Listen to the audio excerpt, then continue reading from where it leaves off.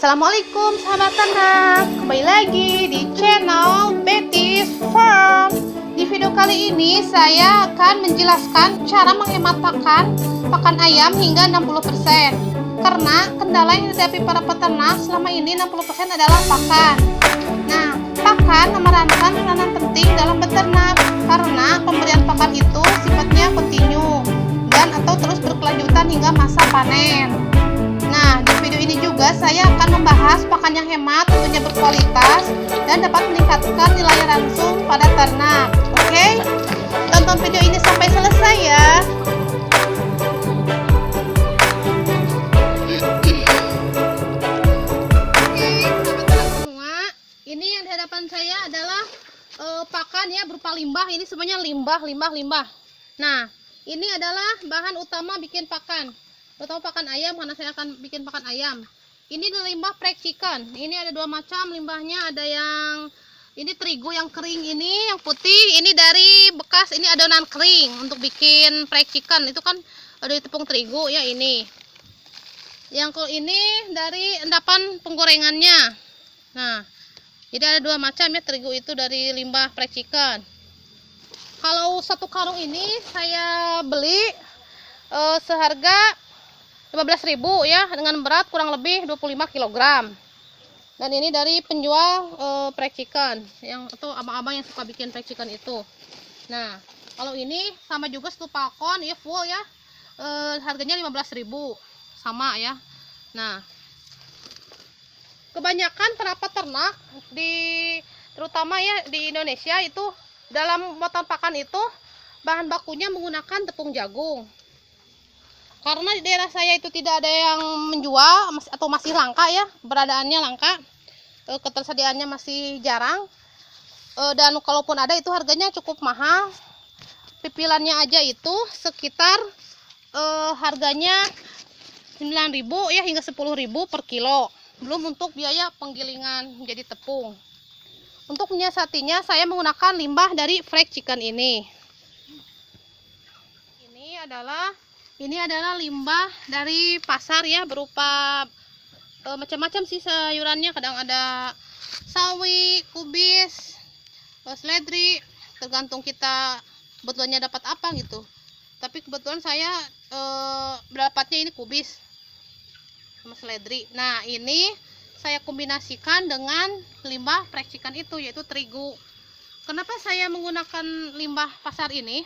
Karena ini kan sayuran ya, semua orang juga tahu ya, sahabat ternak juga tahu kalau sayuran itu mengandung berbagai macam vitamin, mineral, serat untuk pencernaan tubuh. Begitu juga untuk ternak. Jadi saya mengkombinasikan antara sampah pasar ini itu berupa sayuran dan dengan limbah prek chicken. Juga ini apalagi kalau sawi ya, itu banyak sekali khasiatnya. Di antaranya untuk menetralisir sifat panas pada limbah prek chicken, karena terigu prek chicken ini kan banyak mengandung gluten ya, meskipun ini di samping mengandung zat-zat yang dibutuhkan oleh ternak seperti karbohidrat, protein, mineral dan lain sebagainya, ini juga mengandung gluten tinggi. Karena mengandung gluten tinggi, proteinnya tinggi, itu kan terigunya high protein ya. Jadi saya kombinasikan dengan sayuran dari limbah pasar ini. Kenapa dalam pembuatan pakan saya tidak menggunakan tepung jagung? Ini dikarenakan di daerah saya tepung jagung itu masih langka. Dan kalau ada harganya cukup mahal. Pipilannya aja 8 hingga 10.000 per kilo. Belum termasuk biaya untuk penggilingan ya, penepungan. Tapi kalau daerah lain, contohnya Jawa Timur, tepung jagung itu harganya sekitar 4.500 per kilo. Jadi berbeda jauh dengan daerah tempat tinggal saya. Karena tidak semua daerah mendapat pasokan tepung jagung. Dan untuk menyiasatinya, saya menggunakan limbah prek chicken. Limbah prek chicken ini yaitu terigu. Terigu saya gunakan sebagai bahan pokok dalam pembuatan pakan. Terigu ini kandungan zat gizinya tidak jauh berbeda dengan kandungan zat gizi pada tepung jagung. Jadi, limbah fried chicken ini menggantikan tepung jagung. Jadi, bisa dijadikan pakan alternatif atau sebagai pakan alternatif. Karena menurut penelitian di UGM, penggantian tepung jagung dengan tepung terigu limbah fried chicken dapat menaikkan bobot ternak. Itu karena kandungan zat gizi yang terkandung di dalamnya. Oke.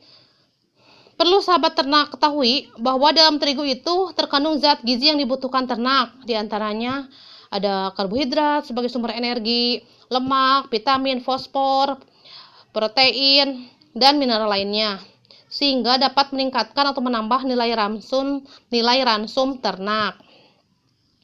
Selain itu juga, komposisi terigu limbah fried chicken itu kan ada bawang putihnya ya, bawang putih bubuk. Nah, itu bawang putih bubuk itu berfungsi selain sebagai aroma juga sebagai obat alami bagi ternak. Nah, jadi terigu itu banyak sekali ya kegunaannya.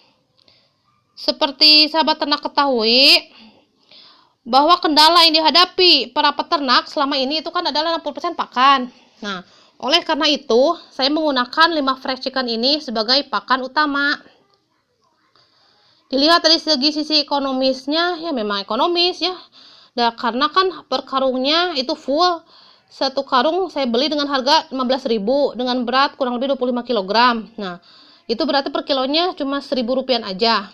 Jadi, memang menghemat pakan atau menghemat kos produksi.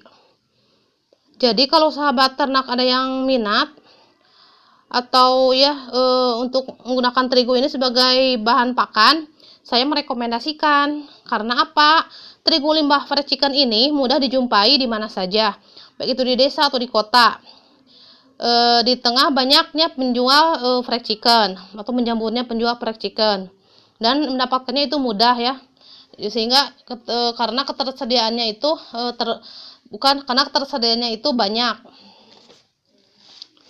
Nah, saya sudah menjelaskan limbah fried chicken dalam pembuatan pakan. Sekarang saya akan menjelaskan dampak limbah fried chicken bila tidak diimbangi dengan hal berikut. Oke.